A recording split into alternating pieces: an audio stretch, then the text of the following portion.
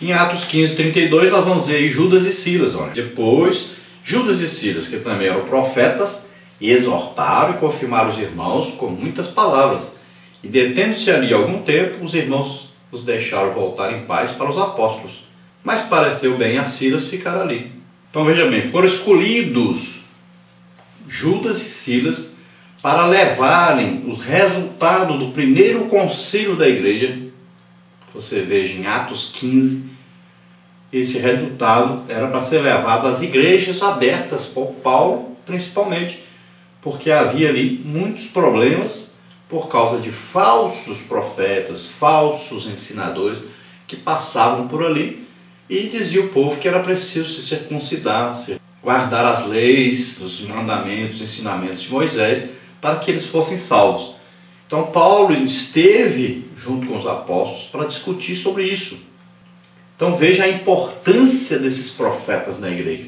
Então veja só que foram usados profetas por causa da autoridade que eles tinham, por causa da credibilidade que eles tinham.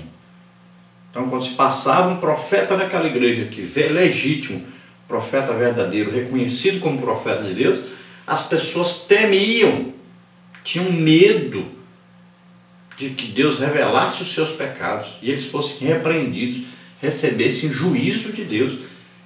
Então o profeta, quando falava, falava com autoridade vinda de Deus e eram respeitados realmente.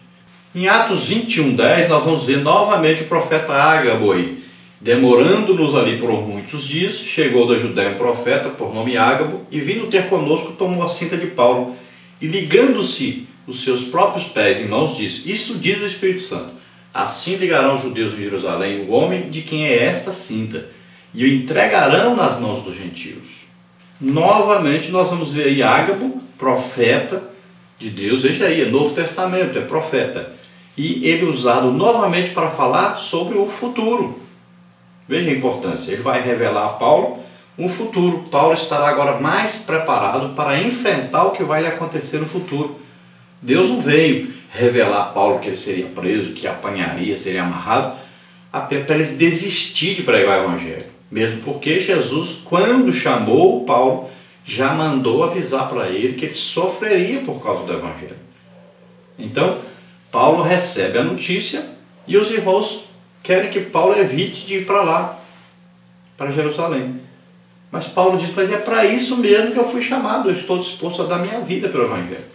Então ele já vai sabendo o que vai acontecer com ele. Foi revelado para que ele fosse já sabendo, se preparasse para o que iria acontecer. Então ele estaria fortalecido quando enfrentasse aquilo.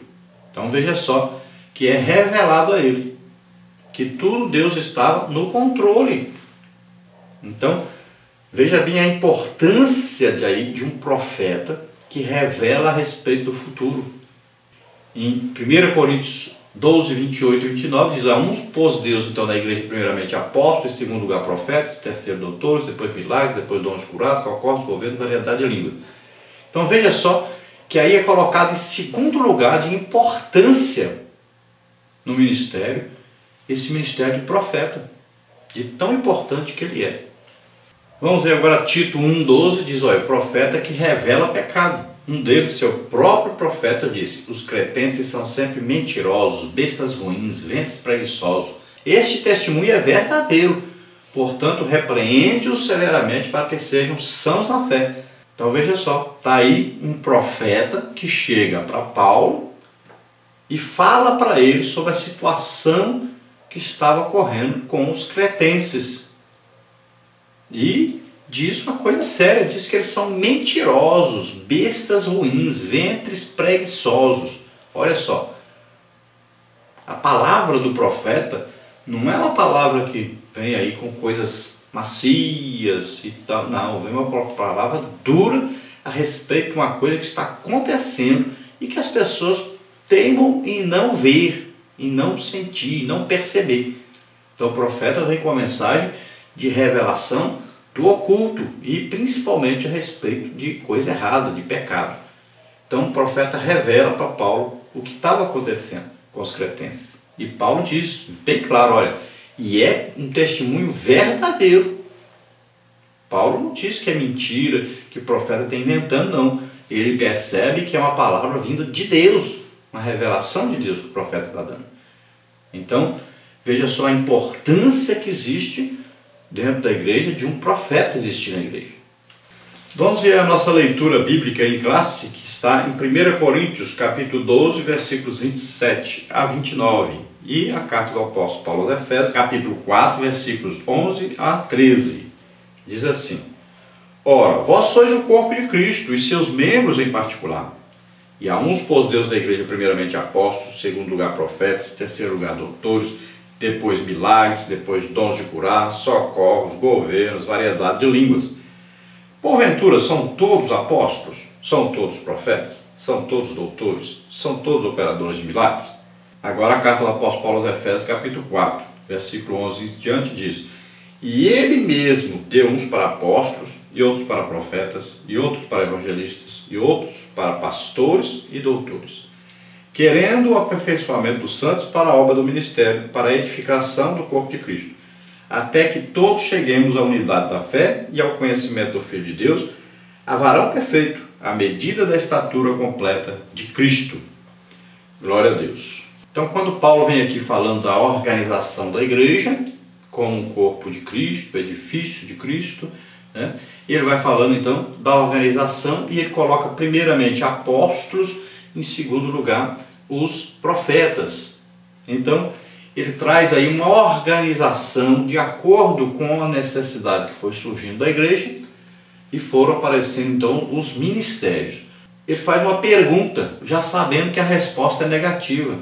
Ele diz: por acaso na igreja todos são apóstolos? É evidente que não. Existem aqueles que Jesus escolhe como ministro, apóstolo, e coloca na igreja. E ele diz: mas são todos profetas? Claro que não. Não são todos que vão ser profetas. Então, e se a pessoa estudasse bem o que é o ministério de profeta, não andava dizendo por aí que é profeta, não. Profeta, se nós estudarmos sempre os profetas do Antigo Testamento e do Novo Testamento, nós vamos ver que o profeta não era muito querido, muito desejado nas reuniões. O profeta revela pecado, e as pessoas não querem seus pecados revelados, principalmente a liderança, que o profeta revela mesmo o pecado de qualquer um. Então, o profeta não é uma pessoa muito querida. Ele diz: por acaso são todos doutores, ou seja, mestres? Não. Muitos podem dar aula de escola bíblica dominical e nunca ser um mestre, nunca ser um doutor. Então, não são todos que vão ser escolhidos como realmente um mestre na igreja, como um doutor. Muitos também vão, de vez em quando, serem usados no milagre, uma coisa, mas não quer dizer que todos vão ser usados em milagres na igreja. Então veja só, Paulo está dizendo: olha, Jesus coloca pessoas na igreja com uma função. Agora, batizados com o Espírito Santo, é para todos? É para todos. Profecia, é para todos? Dom de profecia, é para todos.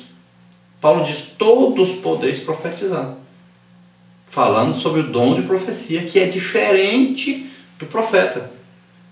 Os dons de profecia aí são as pessoas que são usadas para edificar, consolar e exortar as pessoas. Então, dom de profecia não fala sobre futuro. Dom de profecia não revela pecados nem juízo de Deus. O dom de profecia, ele vem mais para o quê? Uma edificação, consolação, exortação. É uma palavra que Deus traz à pessoa que vai motivá-la a seguir Deus, a estar mais perto de Deus, a congregar, a estar presente na igreja. É mais um trabalho de aperfeiçoamento do crente. Já o profeta é uma pessoa que traz então a mensagem do futuro, ou revela alguma coisa que está oculto no passado ou no presente, que é muito usado então nos dons, palavra de sabedoria do futuro, palavra de conhecimento presente ou passado, coisa oculta, ou discernimento de espíritos, revelando também as coisas ocultas dentro do reino espiritual. E sempre ele vai condenar o pecado, vai trazer uma mensagem de juízo sobre o pecado. E também ele é usado poderosamente por Deus, às vezes, com grandes milagres. Também no dom da fé, no dom de milagres, no dom de curar. Já aquele que é usado em profecia não tem essas capacitações desses outros dons operando quando ele profetiza. É diferente. Então, aqui em Efésios, o apóstolo Paulo diz, olha, então uns Deus, né, que é, aqui no caso, Jesus, os ministérios, quem escolhe é Jesus, coloca na igreja. Então, uns Jesus coloca como apóstolos, outros como profetas, outros como evangelista, outros como pastor, outro como doutor ou mestre. Então, é a organização da igreja, são ministérios dados por Cristo à igreja. Agora, esses ministérios podem operar na vida de uma pessoa que começa como apóstolo, daqui a pouco ele pode ser um profeta ao mesmo tempo. Não quer dizer que ele não possa ter mais de um ministério. Ocorre muito isso. Agora existe o quê? Existe uma mudança de ministério que é percebida. E a Bíblia diz, olha, quem deseja episcopar, excelente coisa deseja. Então, quem deseja aí uma liderança, um ministério na igreja, excelente coisa deseja. Então as pessoas devem desejar. Não é pecado você desejar um ministério na igreja. Pecado é você desejar um ministério com a intenção de ganhar dinheiro com isso, de ganhar posição com isso. Então, é aquela coisa que existe lá dentro do coração do homem, é que é o pecado. É o desejo de ter alguma coisa por causa do ministério. Então, usando o ministério para se dar bem, né? Ou politicamente, ou socialmente, ou financeiramente. Aí é que é o pecado. Mas desejar ministério é coisa boa, é coisa de Deus. Então ele diz aqui, para que Deus coloca então? Para que Jesus escolheu esses ministérios e colocou na igreja? Então aqui diz, olha, querendo o aperfeiçoamento dos santos. Então, para ver o quê? Um aperfeiçoamento. Já existem os crentes, agora eles precisam ser aperfeiçoados, discipulados, cuidados, né? E levados a mais tarde serem usados então tremendamente por Deus, para que eles possam também ganhar almas, para que no futuro eles também possam ser líderes, e assim que vai sendo aperfeiçoado. Para que então precisa ser aperfeiçoado? Aqui está dizendo, olha, na obra do Senhor, na obra do ministério. Então eles vão crescendo, sendo aperfeiçoados e vão sendo aproveitados na obra de Deus, que vai então essa obra vai crescendo. A pessoa está aqui, vai aprendendo, daqui a pouco ele vai para frente, vai abrir trabalho, vai ganhar almas, daqui a pouco ele é um ministro também. Então, a preocupação da liderança é fazer com que novos líderes vão surgindo, para que a igreja toda seja edificada, aperfeiçoada e que toda cresça, desenvolva. Então aqui diz, olha, para a edificação do corpo de Cristo. Então a igreja como corpo precisa que as colunas, né, os membros principais sustentem esse corpo. Olha, quando todos os membros mais importantes do corpo são firmes, todo o corpo se beneficiará disso. Todo o corpo terá saúde. E quando cessará esse trabalho? Quando os crentes adquirirem o quê? Uma perfeição. Quando vai acontecer isso? Somente após o arrebatamento da igreja, quando estivermos para sempre com o Senhor. A perfeição é só lá.